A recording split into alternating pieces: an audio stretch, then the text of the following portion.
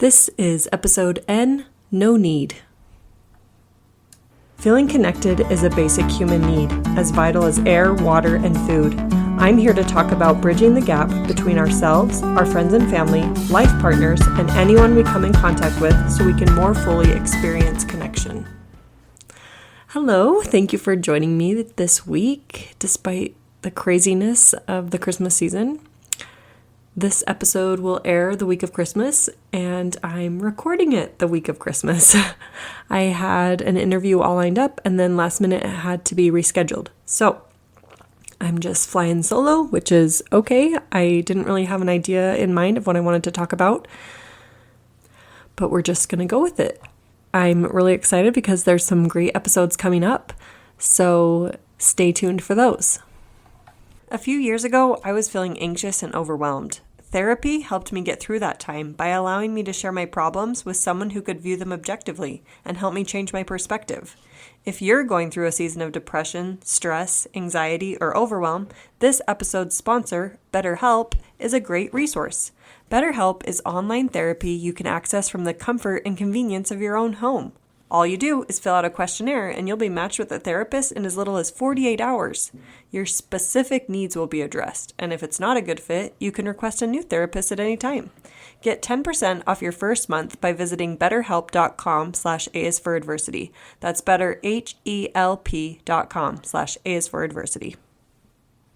I feel like I've finally hit that phase of life where the holidays can get super crazy busy. And I've tried really hard this year to simplify and not let the busyness of the season get to me, but it has trickled in, and especially this week, I'm feeling it. So we'll just keep this short and sweet again, and then we'll all get back to holiday prep and spending time with family and friends, and hopefully getting some relaxing in there too. I could have also named this episode Normalize. I feel like so many things in life follow a pendulum and it swings either way, but it's good to keep it in the middle. It's hard to do, but very important on so many issues.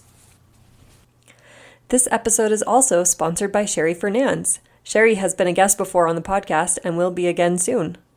Sherry is the author of the book Life Mastery: Personal Progression Toward an Infinite Potential, which just came out on audiobook. Give it a listen today. Her book is amazing because she not only tells you why and what to change in your life, but how. A quote from her book states, "There are books, programs, and speakers that are excellent at motivation. What is unique about the Life Mastery program is how it provides the tools needed to turn motivation into results in every area of life." Okay, so especially in relationships, I feel like there's no need for a reason. And let me kind of try to explain that. I feel like with others, we're doing this social dance, trying to get an idea of what the other person's doing and how we should respond or act as a response to that. And it ends up being kind of awkward. I read a book recently called The Good Sister. And for those of you who are curious, I rated it like a solid middle of the road book, which is funny because we're talking about the pendulum. But anyway, in the book, someone develops an app for you to be able to use generated responses to people's invitations. And so it has the wording for you, whether you're going to attend, whether you're not going to attend, whether you're going to say you're going to attend, but then have an excuse the day of for why you can't. And it was just kind of an interesting app because I feel like I see that in life. People want to please each other, and it makes sense because we're wired for connection. We're wired for that humanness of not wanting to hurt others' feelings or things like that. But when it comes down to it, there's really no need for a reason. If you can't attend something or if you don't want to, just say, "Oh, I'm not going to be there. See you another day." Like I said before, I feel like that's something we need to normalize. Recently, I was hosting a party, and I host many parties, so it didn't faze me, but nobody attended for one reason or another, and it was fine. I just had a night by myself. It was cool. My feathers weren't ruffled, and I just moved on because, like I said, I host a lot of them, and people probably get tired of it, or for whatever reason, it was just a bad night. So I think that we can normalize that with our family and our friends. Another is there's no need for shame. We're all learning. We're all human. Shame, we've heard, is just so toxic, and it's easier said than done. And looking back, it's usually a different story, but I just feel like shame is so rude to ourselves and not giving ourselves the benefit of the doubt. Along with that, there's no need for self-critical judgment.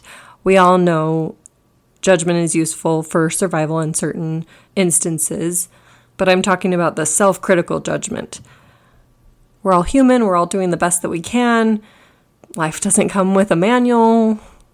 It's all our first rodeo, so give yourself a little grace and lay off the judgment of yourself. Next is there's no need for excuses. I'm guilty of this. I probably even started this podcast episode with some excuses of how the season is busy and how this episode is going to be short and blah, blah, blah, blah, blah. But really, those excuses such as, I don't have time, I'm a little behind, I'll try, I can't. Either you will or you won't. You either made it a priority or you didn't. And that's fine. There's different things at different times that we need to take care of, and we only have 24 hours in a day. And maybe it's the teacher in me, but I just don't love excuses. Oh, another one is, I don't know. I've been using that a lot lately, and I think it's just because of overwhelm. And did you see how I had an excuse for my excuse? Aha. The next one, you're going to laugh. There's no need for overwhelm. These are kind of like needs and wants. Yes, there's no need for it, but sometimes you just maybe not necessarily want to, but it's just part of the human condition. It's part of adversity, part of life. So even despite our best efforts, we will feel these feelings occasionally. To-do lists used to invigorate me and give me a sense of purpose and motivation, but lately I've felt the opposite. I've kind of been bogged down by them and more stressed out and not excited, but I'm just taking things one day at a time. My advice to you is take a deep breath and then take another. And as I shared recently on Facebook, focus on connection, not perfection. We're hosting Christmas Eve this year for the first time because we own a home now. And I'm just coming back to that. Just focus on connection. It's not a contest. It's not about all the stuff. It's just about getting together, spending time, focusing on the reason of the season, whatever it is that you celebrate, and just honing in on those relationships. It's been so special to prepare Christmas for my children and to see Christmas through their eyes. And it keeps coming back that they're not going to remember all the pizzazz and special things. Their memories will come from things you didn't even expect, things that you may have overlooked or didn't know that would be meaningful to them. I know it was like that in my life growing up. It was the little things and the way people cared about our family and just, again, the magic of those relationships and spending time undivided with each other. So, have you been naughty or nice to yourself this year? What's your relationship been like with you? We all know that the new year is a good time to reflect and make goals and plans for the upcoming year. So make sure you find a quiet time to think about how you want to feel in 2023, what you want to do or be, what you want your relationships to look like, what boundaries you'll set, what effort you'll put towards connection, and what, if anything, will be your word, theme, or mantra. Of course, we can do this any time of the year, and that means whether you're listening to this episode in August or February, just take time to recenter and really look at the relationship you have with yourself. Again, give yourself grace, take a step back, don't get bogged down, and realize there's no need for all these little ways that we beat ourselves up.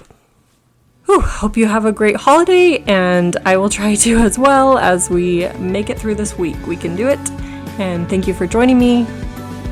Looking forward to another year of this podcast. I should mention that it's now 2 years old, so that's kind of a fun milestone. Looking forward to a fun 100th episode in just a couple months.